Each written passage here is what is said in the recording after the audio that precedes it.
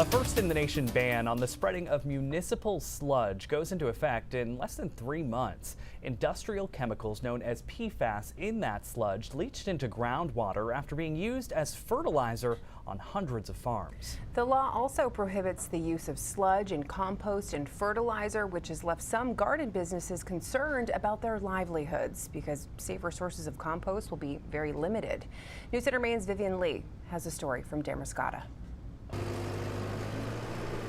The spring growing season is usually a boon for Alan Pinkham, who has spent more than 4 decades operating a nursery and garden center.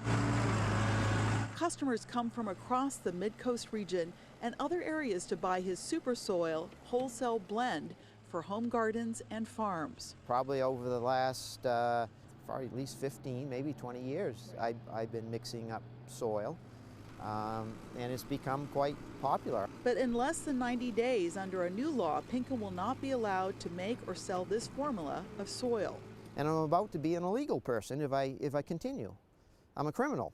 Now, a new groundbreaking law prohibits the sale of compost made with the municipal sludge known as biosolids. State regulators say that sludge laced with PFAS chemicals is the source of widespread contamination throughout the state. In federal studies, the chemicals have been linked to a number of health problems, including organ-related cancers. Pinkham makes his super soil blend with compost from the Earthlife brand manufactured by Casella Waste Systems, which operates the Hawk Ridge facility.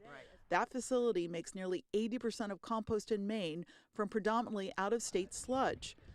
But Pinkham says that compost that he buys is treated and tested for chemicals, but not for PFAS. He is now concerned about using compost from local transfer stations that use yard waste and lawn clippings. And without the time and temperature standards that at a Hawk Ridge facility, they reach 140, 60 degrees for a certain period of time, it's fully pasteurized. The law restricting the use of sludge was the focus of a recent meeting between wastewater utility districts and members of the biosolids industry.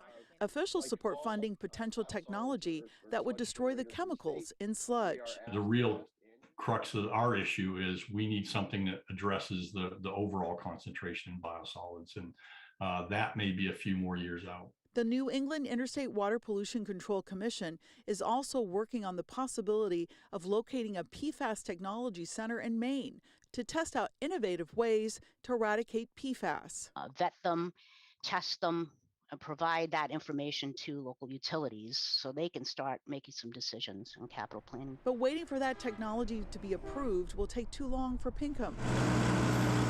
While he expects to sell all of this soil soon, now closer to retirement, he worries about what will happen if a safe supply of compost is not available for years to come. In Damariscotta, Vivian Lee, News Center, Maine. Another law that was approved by lawmakers strengthens the state's plan to phase out PFAS in pesticides.